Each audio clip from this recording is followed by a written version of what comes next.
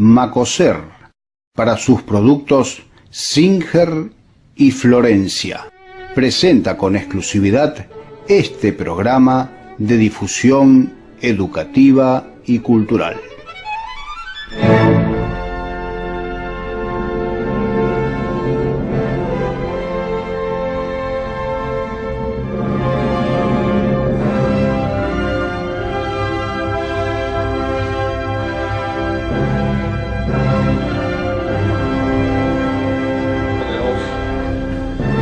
Padre de misericordia que creaste todas las cosas.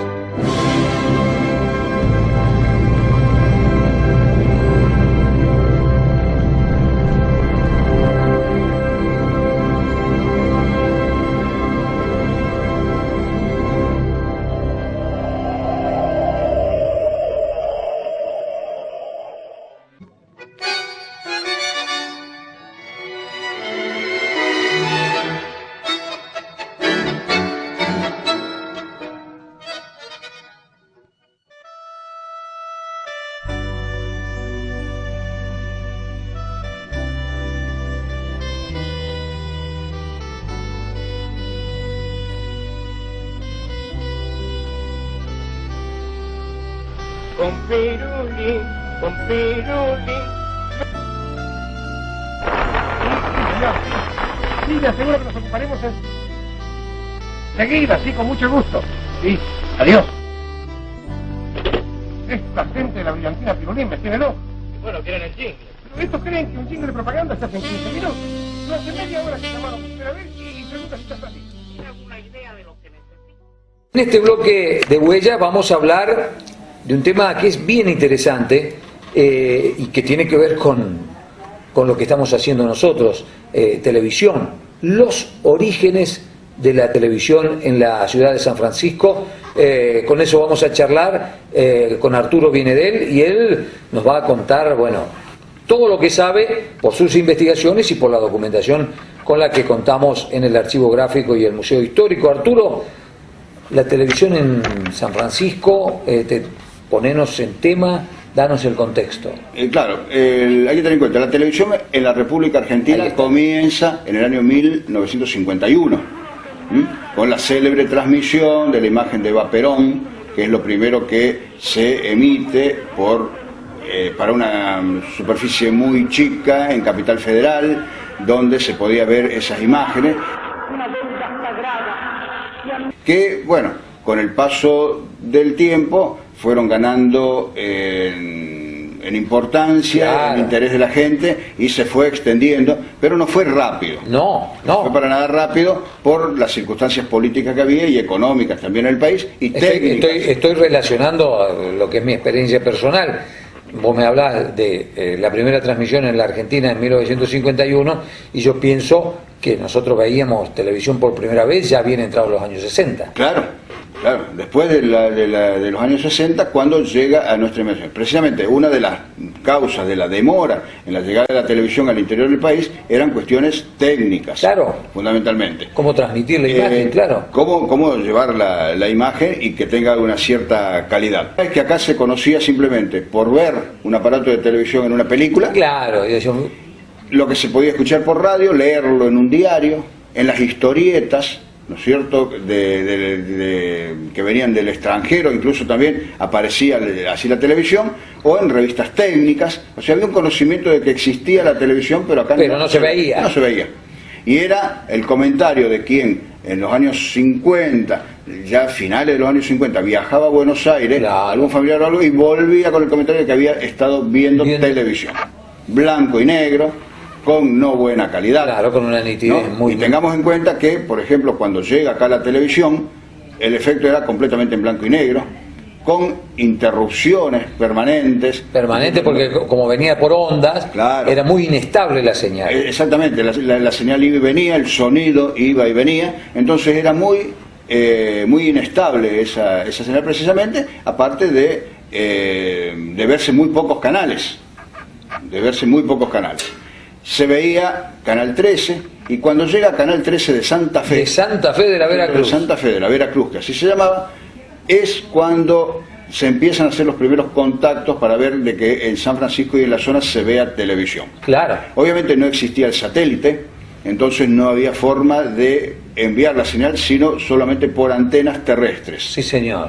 Entonces en San Francisco un grupo de personas que estaba interesado en hacer que la televisión se vea en este lugar, comienzan a hacer algunas experiencias para calcular la altura que tenía que tener una antena para captar la emisión, para captar la señal que venía de Santa Fe. Que venía de Santa Fe, que era lo más cercano que teníamos, 130 kilómetros. Entonces, ¿qué se hacía en San Francisco? Como se hacía en otros lados donde se tenía que calcular las alturas. Se calculaba por medio de globos, se inflaba un globo muy grande con bastante capacidad como para levantar una antena, y se hacían experiencias en el campo para levantar esos globos con una antena que era de aluminio, claro, abajo de un televisor, a ver en qué momento se pescaba la señal. Más o menos la señal.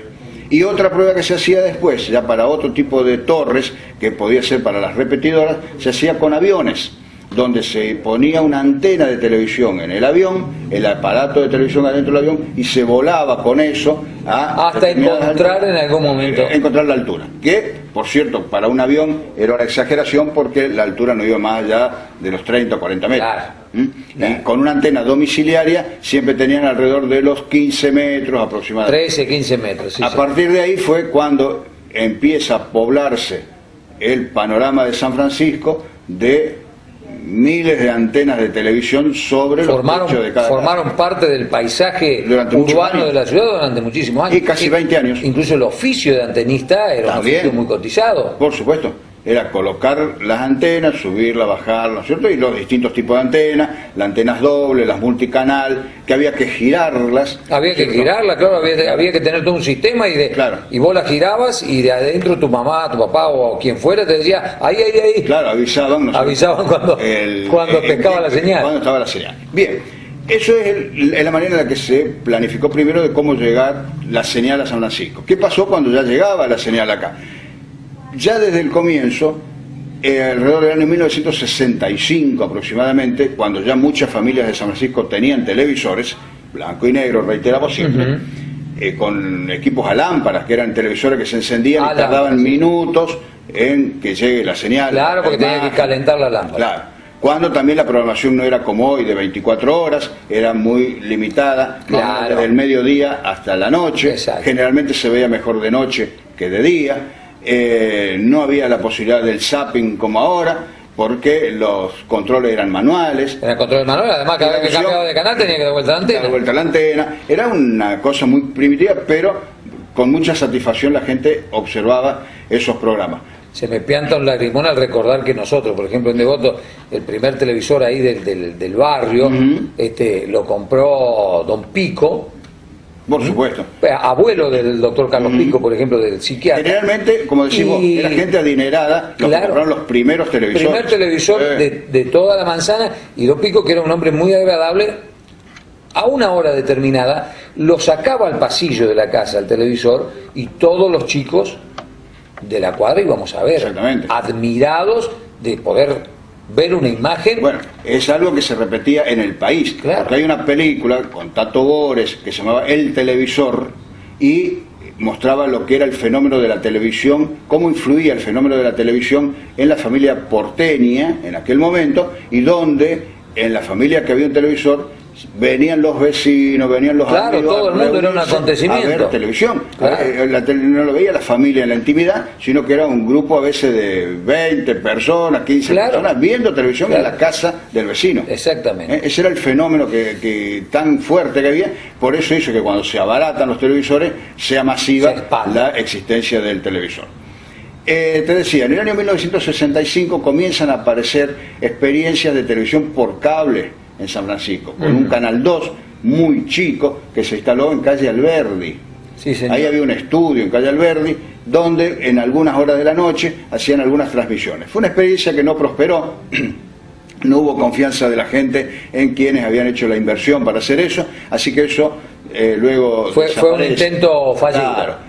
Y entre las personas que en aquel momento hacían esas experiencias, como desde el punto de vista, digamos, empresario técnico, estaba don Carlos Hermanson, sí, una persona siempre muy abocada a todo lo que sea radio y televisión. desde el punto de vista periodístico, por supuesto, pero él también andaba bastante metido en las cuestiones técnicas, y un señor Salvaño. Sí, señor. Señor Salvaño, que durante muchos años después tuvo una empresa llamada Sony Mac, y que quiso, ¿no es cierto?, poner nuevamente, años después, una empresa de televisión por cable en San Francisco, cuando ya llega la televisión en colores, ¿no es cierto?, con la oferta de 20 canales de televisión, que era una grandísima oferta. Claro, acá veíamos el 13 de Santa Fe, el 5 y el 8 de Rosario y algún canal de Córdoba. Bueno, hasta que cuando ya en el año 79, 80 comienzan a llegar por aire las señales de televisión en colores, años después ya surge la empresa Cablevisión de San Francisco. Claro. Cablevisión de San Francisco, que tenía su canal propio, que sería Canal 4. Claro, esos son los albores de Canal 4. Claro, estamos hablando del año 84. Sí, estamos hablando ya de 32 años atrás. Sí, señor. ¿No es cierto? Donde se comienzan las experiencias ya con otra tecnología, porque Cablevisión es el que impone después ya muy seriamente el tema de la televisión por cable en San Francisco. Entonces ahí tenés una estabilidad. Pero hay que tener en cuenta, ¿no es cierto?, que también empieza con muy pocos canales, con algunas señales de aire al principio, ¿no es cierto?, con una producción local, muy chica, ¿no es cierto?, pero ya era una producción local de televisión, pero ya estábamos en la era del satélite. Entonces la evolución fue muy rápida. Entonces ya comienza, ¿no es cierto?, a venir después, pocos años después, en los años 90, la televisión de empresas internacionales que se difunden en el mundo, que una de ellas es precisamente Cablevisión actual. También, ¿no es cierto?, que es la que bueno, adquiere, ¿no es cierto?, a la empresa anterior, que también era Cablevisión, pero era un Cablevisión local, y se difunde en todo el país las empresas de televisión por cable. Hoy prácticamente no existe pequeño poblado del interior de Argentina que no tenga un sistema de cable con un pequeño noticiero local, ¿no es cierto? O sea, donde ha cambiado muchísimo la situación. Otras empresas que también acá habían encarado, estaba TV Cable Canal 2, sí, señor, ¿no es cierto?, que estaba tenía los estudios allá en la 800. Claro, en el barrio Sáenz Peña. Ahí surge, digamos, el canal para como abastecer primero al barrio, y luego comenzó a extenderse en la ciudad, pero por esas cosas, ¿no es cierto?, que una empresa va absorbiendo otra, luego desaparece. Estuvo el intento de Canal 1, que fue un canal que estuvo instalado en la avenida Cervantes y no prosperó. Enseguida, digamos, no llegó a salir al aire o salir al sistema. Bueno, y llegamos a la actualidad, ¿no es cierto?, en que el servicio de cable está brindado hoy por Cablevisión en San Francisco, con el servicio del canal local, que es Canal 4, que ¿no es cierto?, va llevando la información local y regional en el caso de San Francisco, y que se emite por aire una parte, por cable la otra. Pero en todo esto, para que pase todo esto y ocurra todo esto, evidentemente vinieron todos los cambios de tecnología. Nos permiten hoy hasta observar televisión en un celular, algo impensado, ¿no es cierto?, en aquella época, donde, como te decía, o sea, había a lo mejor un televisor en la cuadra, iban todos a convocarse, y hoy tenés que en una casa hay más de un televisor.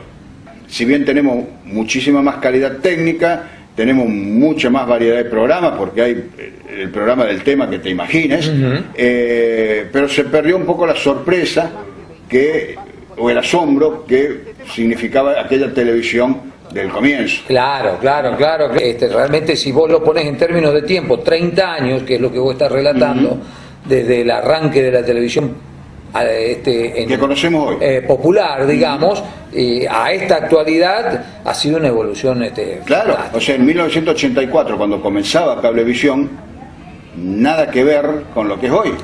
En absoluto. Era apenas, digamos, mejor que lo que se veía antes por aire. O sea, te aseguraba una imagen más estable, en colores, porque la tecnología ya indicaba que era en colores, pero eran prácticamente los mismos canales, Santa Fe, Rosario, Córdoba, y alguna cosa más, y pasarte alguna película con un cassette, que era grabada, ¿no es cierto?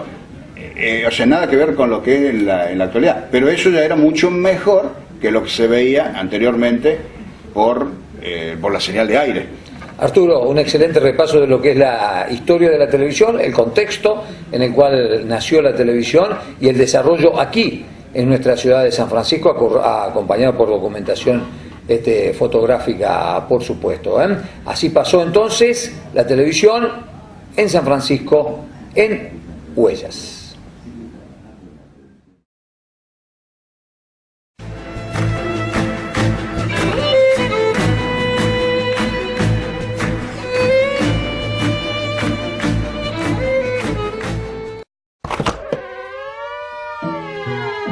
Fueron extranjeros que confiaron y se radicaron en San Francisco. Fueron argentinos que trabajaron para hacer un San Francisco mejor. Fueron sanfrancisqueños que se prodigaron para hacer trascender a su ciudad. Hoy, sus fotos, bienes, obras y recuerdos, junto a los de cientos de personas, están custodiados en el Archivo Gráfico y Museo Histórico de San Francisco y la región, para conocimiento y ejemplo de las nuevas generaciones. Esta entidad cuenta con un terreno, un valioso patrimonio, el trabajo voluntario de muchas personas desde 1996 y un proyecto para dar a San Francisco y la región un archivo y museo de real jerarquía. Y para ello necesita el apoyo de la comunidad. ¿Cuál será su aporte para que esta obra se concrete? Archivo Gráfico y Museo Histórico de San Francisco y la región.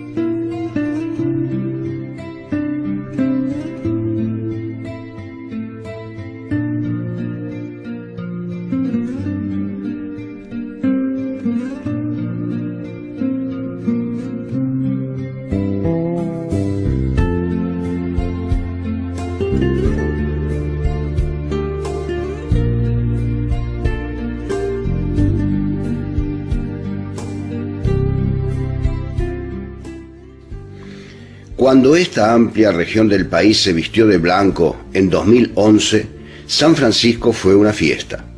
Asombro, alegría contagiosa y una fuerza intensa que impulsó a chicos y grandes a ganar la calle para disfrutar tempranamente de la nieve en espacios abiertos, plazas y parques. O simplemente junto al ámbito de trabajo, porque era un día hábil y eso era lo propio, dada la contracción al trabajo que caracteriza a la mayoría sanfrancisqueña. Pero nadie se lo podía perder.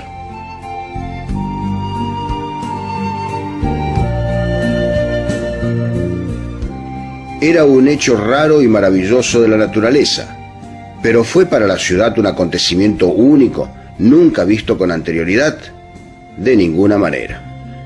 Permaneció en el recuerdo de los sanfrancisqueños que en la noche del 29 al 30 de agosto de 1922, una nevada de singular intensidad se abatió sobre nuestra ciudad y poblaciones de la zona, que alcanzó una altura de 20 centímetros, según los barrios.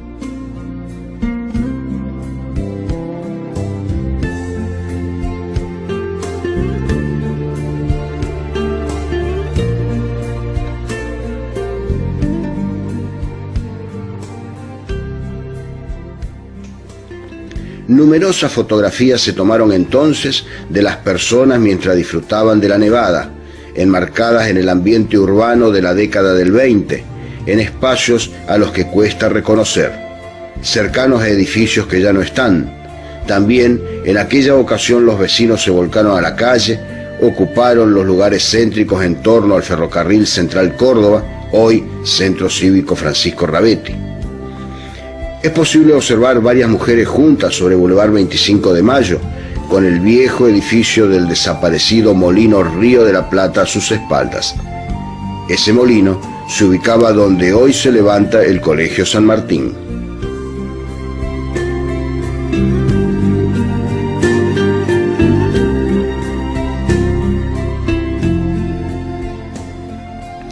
El predio ferroviario también fue motivo de más de una impactante postal que muestra la pasarela, los obreros ferroviarios, las vías y los trenes, además de la estación.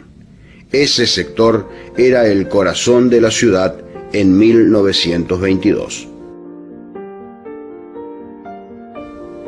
En la Plaza General Paz se ve el manto de nieve, pero también se recorta en el horizonte la iglesia parroquial San Francisco de Asís, luego catedral y demolida en 1966. En talleres y fábricas se registraron magníficos testimonios gráficos del fenómeno níveo. Y los vecinos disfrutaron. Quedaron anécdotas familiares, como el caso de la joven madre que, llena de felicidad ante el evento del nacimiento y la nevada, se acostó sobre la nieve en la quinta de su casa.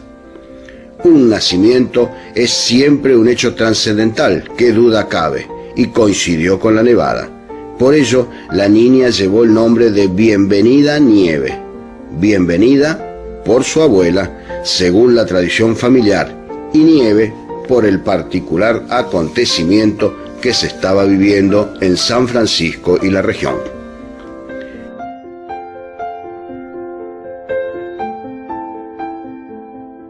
El historiador José Lencinas decía en 1936: una nevada en San Francisco será siempre un acontecimiento.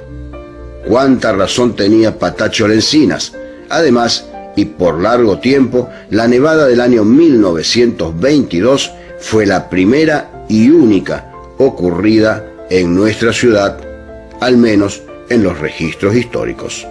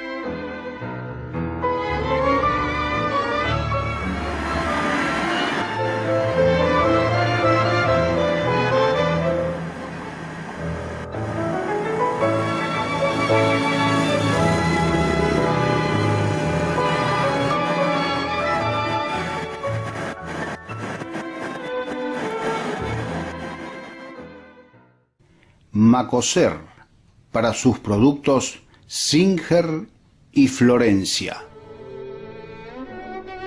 Presentó con exclusividad este programa de difusión educativa y cultural.